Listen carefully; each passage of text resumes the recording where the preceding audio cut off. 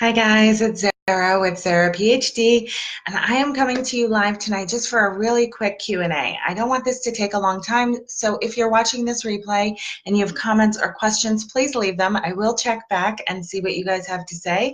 But in the meantime, let's get started. Yesterday, somebody in the group posted, if your kids have different learning styles, needs, and goals, what does this look like as a minimalist homeschooler? In other words, are you using multiple resources and methods to meet each child's needs? I'm finding this is my case, and it is energy depleting for me. I need to simplify, but how can I do that and still teach to the child, as well as satisfy my own style and needs? So this is a really great question, right? Because minimalist homeschooling is all about exactly what your child needs and loves. And most of us are homeschooling with multiple children. So there are going to be multiple needs and loves.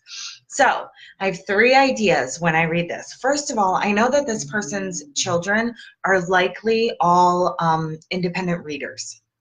I think they're ages 11 and up. So my first inclination is when I hear that the teacher is depleted and exhausted or spread too thin or any version of those words, right? I think of we need to be giving kids more independent work.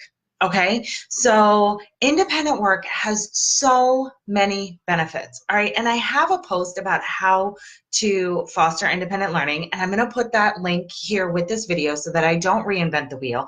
But I think regardless of what our learning philosophy is, pretty much every homeschooler says they want their child to be a learner, a lifelong learner, be able to learn whatever it is they need to know. And John Holt said, since we can't know what knowledge will be most needed in the future, it is senseless to try to teach it in advance. Instead, we should try to turn out people who love learning so much and learn so well that they will be able to learn whatever needs to be learned. So when I hear that the mom is exhausted and the kids are past that age of learning how to read and sort of getting that basic foundation, the first thing I think is let's spend some time teaching them how to learn. So it's not all on you. And you know, when they're independent learners, it frees them up to identify their own passions in life. On a logistical note, it's really a win-win because they're learning lifelong skills and it's taking the pressure off of you, the teacher. Okay, so let's start there. And self-learners also are less likely to set these boundaries about what they should be learning or what they have to learn. They tend to feel like learning is limitless, right?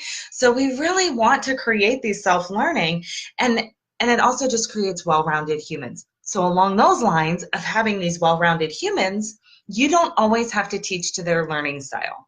So my second point is I would always prioritize if I'm having to teach a subject, I'm going to prioritize how I teach best.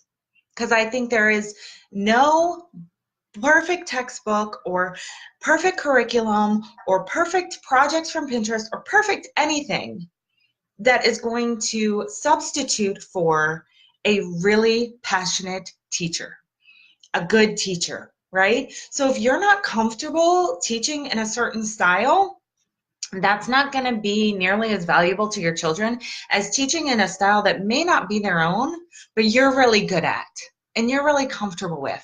If you're a stressed out mom, if you're not enjoying teaching the lessons, then that's going to do your children a disservice more than not teaching in their preferred learning style, right? And along the lines of having well-rounded humans, we don't always have to teach in their learning style because out in the world, they're not going to have that luxury of only learning in their preferred learning style. So they do need a little bit of flexibility and exposure to other learning styles.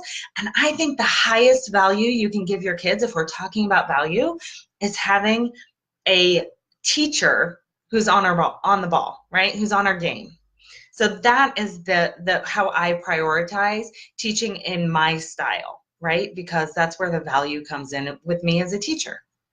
And then lastly, for their learning styles, when they're doing all that independent learning, that's when you can prioritize their learning style, right? So if you then have somebody who really loves learning through videos or you have somebody who would rather read books, or you have somebody who needs hands-on things, when they are doing their independent work, that's when you do it in their learning style, right? So that they're motivated and they're comfortable and confident doing their independent work.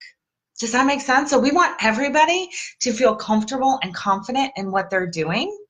And I think that having independent work, first of all, is highly valuable if we're raising learners, right? If we're teaching learners. And then second of all, having a mom teacher who's in their comfort zone, who's in the zone, is really valuable. And then having independent work that suits them is going to be the best way to go. So those are my thoughts. I know that there were a lot of responses to this question from people in the group that were awesome as well. So I love seeing that, guys. And I will keep checking in, and I will, keep trying to answer questions if I see something come up that I want to answer more personally. But in the meantime, I'm wishing you all the simple things. Make sure you leave comments if you have anything you want to add to this, and I will see you guys soon. Have a good night.